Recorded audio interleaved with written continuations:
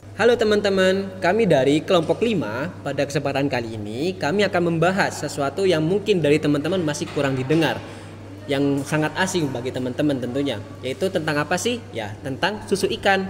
Ya, jadi pemirsa tidak salah dengar kok tentang susu ikan.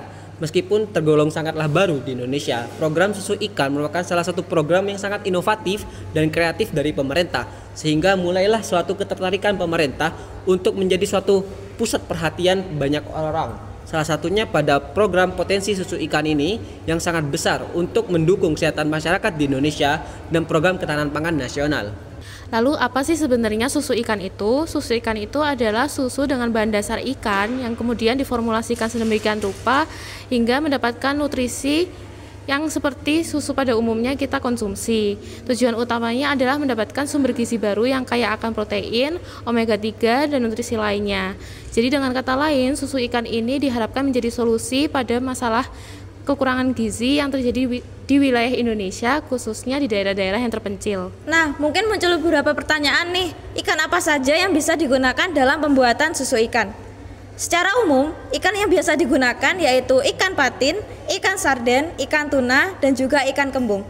Pemilihan dari beberapa ikan tersebut didasarkan pada kandungan gizinya yang tinggi seperti protein dan juga omega 3 yang sangat baik untuk perkembangan otak dan juga kesehatan jantung. Selain itu, ikan-ikan tersebut juga mudah didapatkan di perairan Indonesia sehingga memiliki harga yang relatif terjangkau dan mudah diakses oleh masyarakat luas.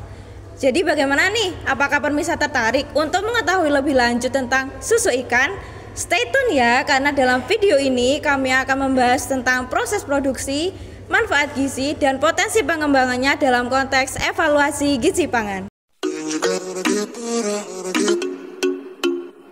Jadi gini, tadi kan udah dibahas ya kalau ikan-ikan yang dipilih itu yang kaya protein dan omega 3. Contohnya kayak ikan tuna, ikan kembung, ikan sarden, sama ikan patin.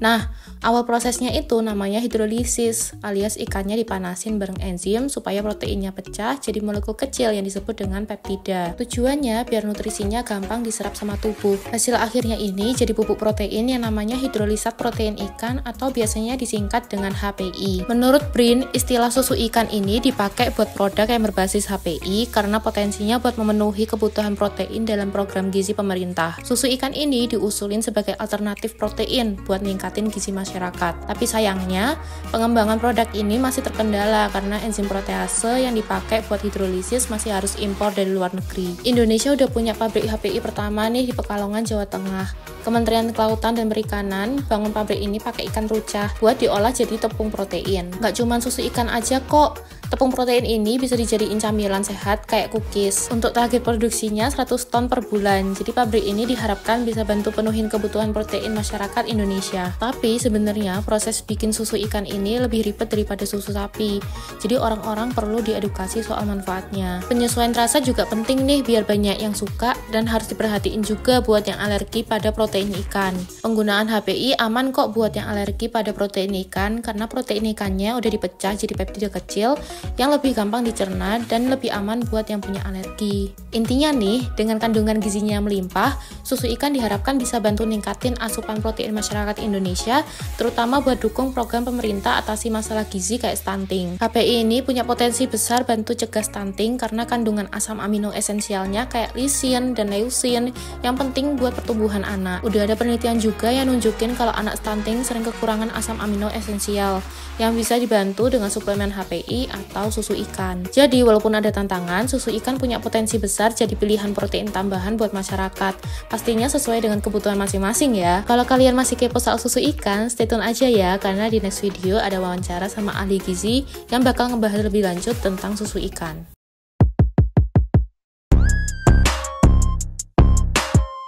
Selamat pagi sahabat sehat, bertemu lagi dengan saya Safa dalam podcast apa ya? Dalam podcast kali ini tentunya saya tidak sendiri. Saya telah kedatangan seorang narasumber yaitu ahli gizi yang akan membahas tentang tema kita yaitu mengupas fakta dan potensi dari susu ikan. Selamat pagi Pak Tanjung. Selamat pagi Mbak Safa. Bagaimana kabarnya hari ini? Alhamdulillah baik Mbak. Apakah sudah minum susu pagi ini? Wah tentunya sudah dong Mbak, biar sehat awali pagi hari ini. Mantap. Baik, berbicara tentang yang sedang viral nih Pak, yaitu susu ikan yang merupakan program dari pemerintah untuk meningkatkan status gizi pada anak-anak. Sebenarnya apa sih susu ikan tersebut? Nah, jadi susu ikan itu adalah salah satu produk Mbak ya, produk hidrolisat, di mana ini berasal langsung dari ikan.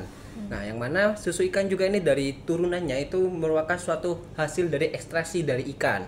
Nah, Mbak perlu diketahui bahwasanya untuk teman-teman, hidrolisat protein itu adalah hasil dari suatu proses hidrolisis di mana protein besar dipecah menjadi suatu peptida dan asam amino yang sederhana, yang mana nantinya asam amino ini lebih kecil kayak gitu Mbak. Nah, proses ini tuh biasanya melibatkan beragam proses dengan bantuan seperti halnya enzim, lalu juga bantuan asam, dan juga tujuannya ini untuk membuat suatu protein itu lebih mudah dicerna dan diserap oleh tubuh seperti itu. Baik Pak, untuk kandungan gizi dari susu ikan sendiri nih, apakah susu ikan ini lebih tinggi dibandingkan dengan susu sapi? Jadi untuk kandungan gizinya antara susu ikan dan susu sapi itu tentunya berbeda Mbak ya. Yang mana kalau susu ikan itu kaya asam lemak esensial, seperti halnya omega 3 yang sangat baik untuk kesehatan jantung dan perkembangan otak. Selain itu, untuk susu sapi unggul dalam hal seperti halnya kalsium yang sangat penting untuk pertumbuhan tulang dan gigi. Nah, sementara itu untuk keduanya antara susu ikan dan susu sapi ini memiliki manfaat masing-masing yang spesifik Mbak. Nah, selain itu, protein ikan membuat susu ikan sangat cocok untuk orang yang membutuhkan protein berkualitas tinggi, yang mana bisa diserap oleh tubuh, dan juga mengandung suatu vitamin D, kalsium, tentunya salah satunya ada di ikan sarden, yang mana nantinya ada kandungan mineral Mbak, mineral-mineral penting lainnya untuk kesehatan tulang dan juga metabolisme energi. Bagaimana dengan gizi untuk anak-anak Pak? Apakah susu ikan ini bisa mencukupi kebutuhan mereka, terutama pada kebutuhan proteinnya, atau masih tetap harus ditambah dengan makanan berprotein lainnya? Jadi pada anak-anak yang paling penting adalah variasi dalam sumber protein Mbak. Nah, tentunya pada susu ikan itu bisa menjadi salah satu sumber protein yang baik. Tetapi anak-anak juga membutuhkan salah satu asupan dari berbagai jenis makanan lainnya. Misalnya dari real food, seperti halnya itu susu sapi untuk kalsium, selanjutnya ada ikan untuk asam lemak omega 3, dan sumber protein lainnya seperti halnya telur dan daging untuk asam amino esensial. Jadi yang diperlukan adalah salah satu keseimbangan dan keragaman untuk dibutuhkan oleh anak-anak Mbak. Oh baik Pak, jadi harus tetap mengonsumsi makanan berprotein lainnya ya Bapak ya? Iya benar sekali Mbak. Oke. Pak Tanjung, untuk prospek kedepannya nih Pak, apakah susu ikan ini bisa menggantikan susu pada umumnya seperti susu sapi? Jadi begini Mbak, susu ikan ini bukan sebagai pengganti, tapi sebagai alternatif.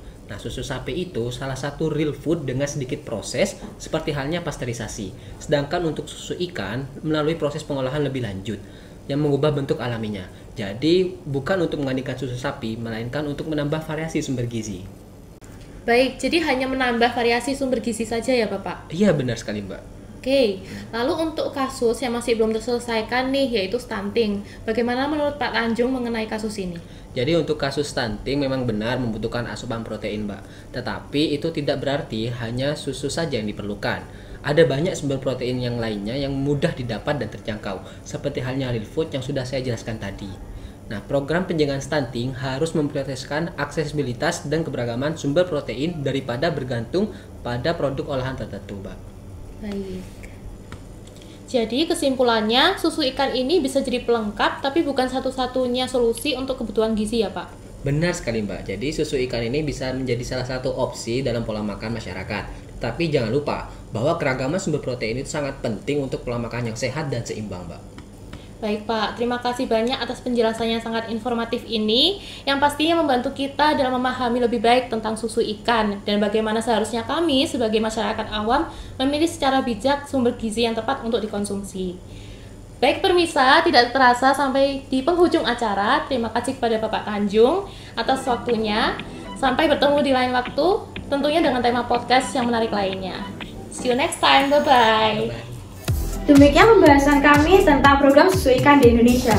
Terlepas dari perdebatan, satu hal yang jelas, susu ikan menawarkan potensi besar dari segi kandungan gizinya yang tinggi. Semoga kedepannya, inovasi ini bisa menjadi salah satu solusi untuk mendukung kesehatan dan ketahanan pangan di Indonesia. Terima kasih sudah menonton video kami. Sampai jumpa.